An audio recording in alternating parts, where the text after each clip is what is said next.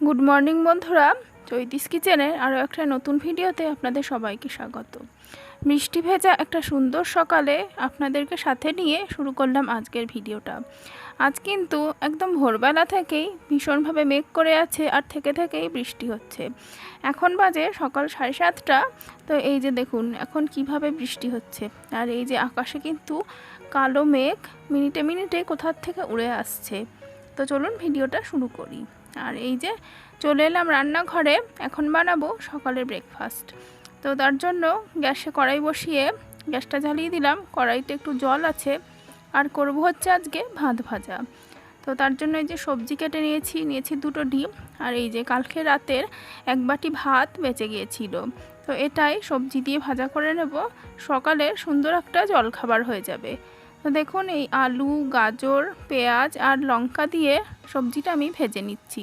আর সবজিটা ভাজতে ভাজতে এর মধ্যে অল্প একটু হলুদ দিয়ে দিয়েছি, আর হলুদ দিয়ে সবজিটা কিন্তু আমি এখন ভালো করে ভেজে নিচ্ছি। তো সবজিটা ভাজা ভাজা হয়ে যাবার পর দিয়ে দিলাম দুটো ডিম দুটো ভেঙে দিয়ে দিলাম, আর এই সবজির সাথে একবারে ডিমটা ভেজে নেব। এরকমভাবে ভাত ভাজা কিন্তু অনেকেই বানিয়ে থাকেন। আমার এই ডিম দিয়ে সমস্ত কিছু সবজি দিয়ে খেতে কিন্তু বেশ ভালো লাগে।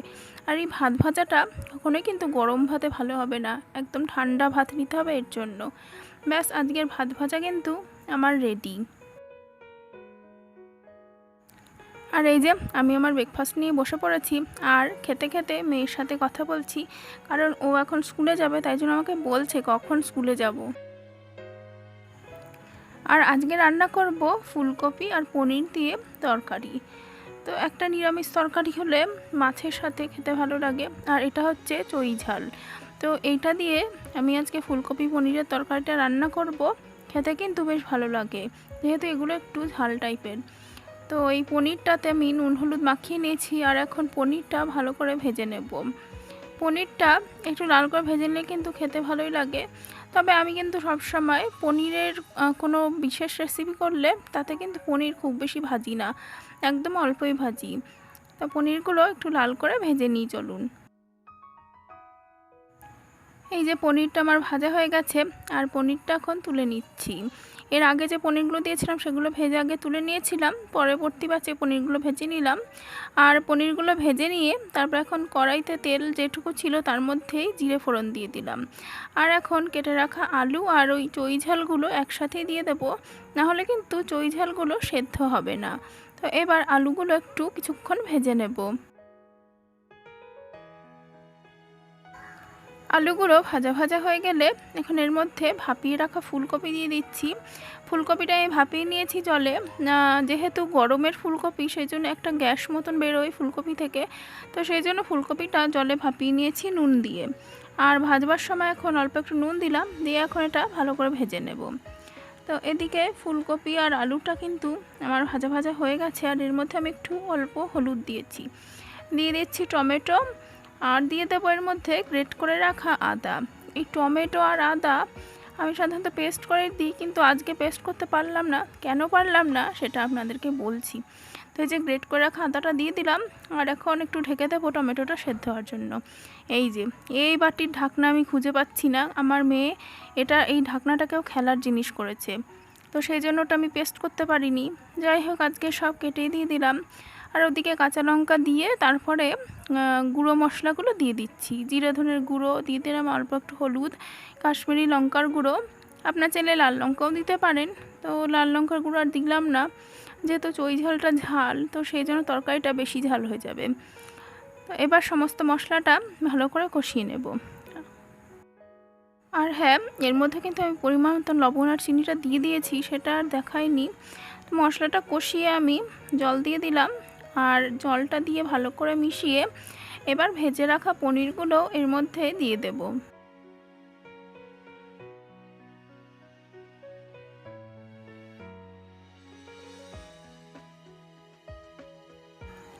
সমস্ত পনিরগুলো দিয়ে এবার কিছুক্ষণ ভালো করে ফুটিয়ে নেব, যতক্ষণ না তরকারিটা ঘন হয়ে আসে।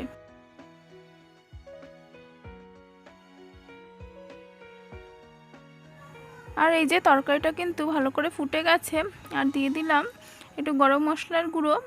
একটু ঝোল ঝোল রাখবো, কারণ ভাত দিয়ে খেতে একটু ঝোলের প্রয়োজন পড়ে, তো ঝোল ঝোল রাখবো।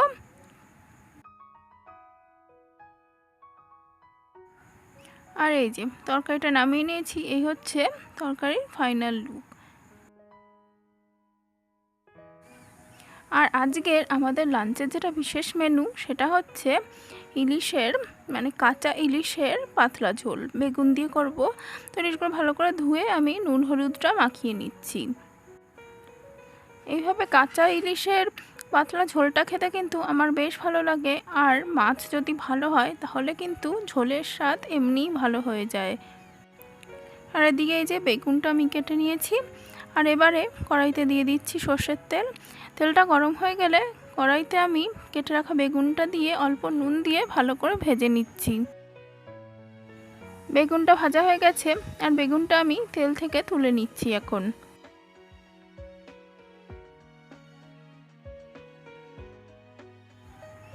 আর এবারে ওই তেলের মধ্যে আর অল্প একটু সর্ষের তেল অ্যাড করলাম।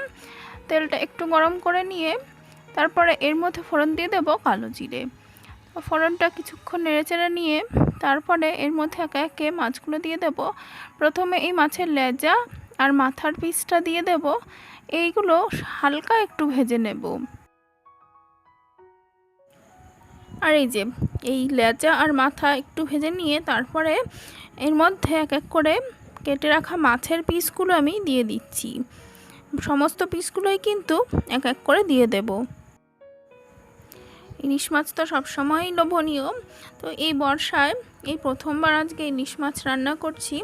তো ইলিশের এই কাঁচা ঝোলটা খেতে কিন্তু আমার দারুণ লাগে। আপনাদের কেমন লাগে সেটা অবশ্যই জানাবেন।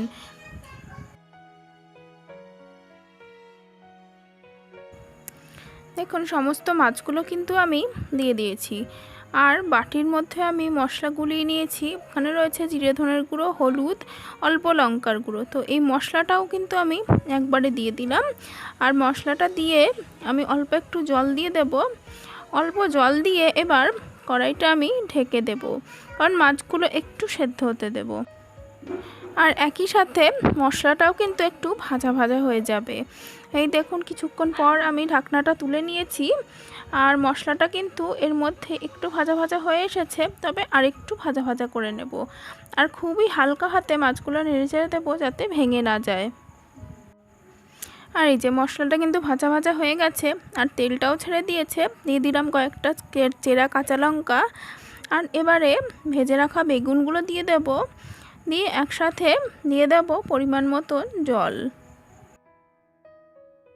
আর আমি যে মশলাটা গুলে নিয়েছিলাম ওই মশলার মধ্যে কিন্তু আমি লবণটাও দিয়ে দিয়েছিলাম, তো সেজন্য আর আমি এক্সট্রা করে লবণ দিলাম না। আর আমার হাতে লবণটা একটু বেশি পড়ে যায়, তো সেই জন্য লবণ আর দিলাম না, যদি প্রয়োজন হয় পরে আবার দেবো। তো এদিকে ঝোলটা কিন্তু ফুটে উঠেছে, আর ঝোলটাকে আর একটু ফুটিয়ে তারপরে নামিয়ে নেব। যেহেতু পাতলা ঝোল, তো সেই জন্য খুব বেশি ঘন করবার দরকার নেই। আর এই যে মাছের ঝোল একদম রেডি, দারুণ একটা গন্ধ বেরোচ্ছে, আশা করি খেতেও ভালো লাগবে। তো বন্ধুরা আজকের মতন রান্নাবান্না তো শেষ, আর এখন ঘড়িতে প্রায় 11:30 বাজে। তো এখন যাব হচ্ছে মেয়েকে স্কুল থেকে আনতে। তো এই 11:30, 11টা 15-20 মধ্যে যেভাবেই হোক সমস্ত রান্না আমাকে শেষ করতেই হয়, আর যদি না হয় তাহলে সেটা রেখে দিই, সন্ধেবেলা করি, আর কি করব। তো যাই হোক, আর আজকের ভিডিওটা আমি এখানেই শেষ করব। তো যেসব বন্ধুরা ফেসবুক পেজ থেকে দেখছেন তারা অবশ্যই আমার পেজটাকে ফলো করবেন আর ভিডিওটায় লাইক করবেন। আর যেসব বন্ধুরা ইউটিউব থেকে দেখছেন তারা অবশ্যই ভিডিওটায় লাইক দেবেন, কমেন্ট করবেন, আর চ্যানেলটাকে সাবস্ক্রাইব করে পাশে থাকবেন। দেখা হবে অন্য কোনো দিন অন্য কোনো ভিডিওতে। ততক্ষণ পর্যন্ত সবাই ভালো থাকবেন। ধন্যবাদ বন্ধুরা।